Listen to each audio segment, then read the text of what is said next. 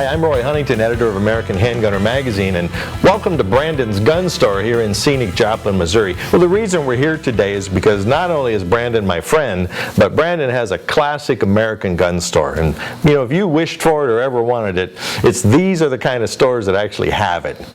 What Brandon's going to do is help me talk about how to buy a used revolver. Now, in another video we've talked about how to buy a used semi-auto, but revolvers are still popular and there's a lot of good reasons for it. Now, Brandon, tell me something now. Do you get people in here who are interested in buying used revolvers? Absolutely, and that's why we take them in trade. A revolver is one of the most dependable forms of getting around, going down range there is. It's interesting that Brandon should say that because I'm really seeing a kind of revolver renaissance, and I'm also not ashamed to admit that we're kind of driving it in American Handgunner. I'm an old wheel gun guy, and frankly, so are a lot of you guys. Well, look, let's take a few minutes here and learn what to look for when you're going to buy a used revolver. What I've got here is something that you might actually find yourself.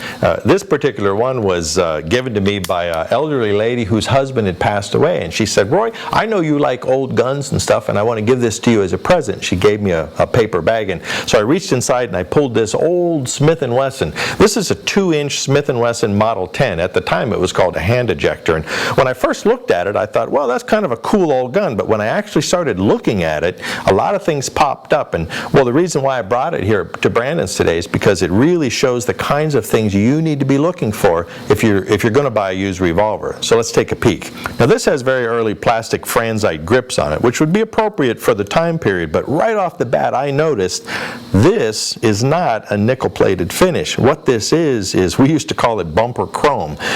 Somebody with a chrome shop actually did this refinish, and it's very inappropriate for any kind of a handgun at all. You can also see very wavy lines in the side here where they tried to polish it out. So I would guess that this gun was likely pretty rusty at one time, and they gave it to somebody with a wire brush in his shop. He wire brushed it off and then took it down to Joe's bumper shop, and he dropped it in the chroming tank. Now, that also wreaks havoc with the inside of the gun as far as the fit inside. And sure enough, this gun here, the hammer won't stay back when you go to cock it, and interestingly enough, you'll notice the cylinder just turns and it's supposed to lock up.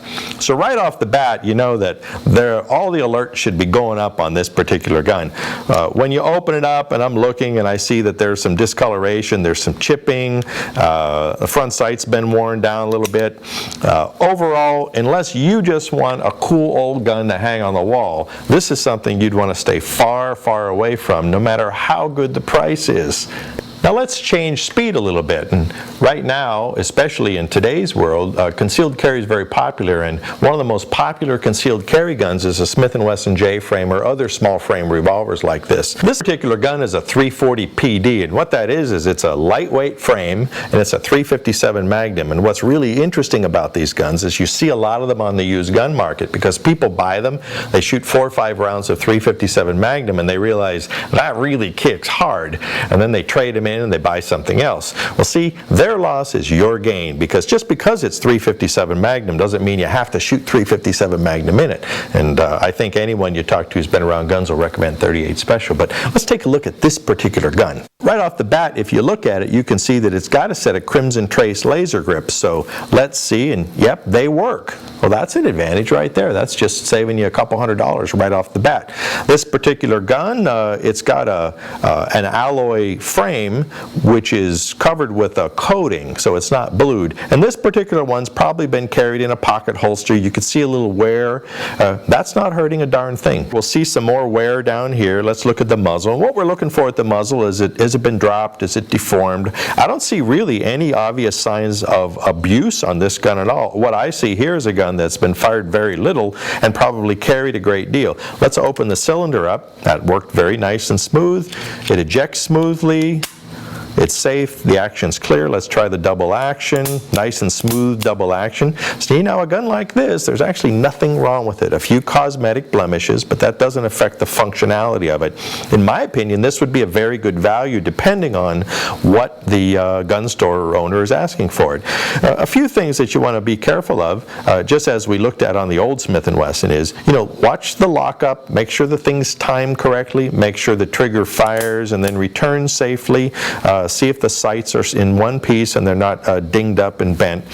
But like I said, other than a little bit of cosmetic wear, this is a solid, tight gun, and it would make an excellent self-defense gun, something for the drawer, or even just a gun to plink and play with.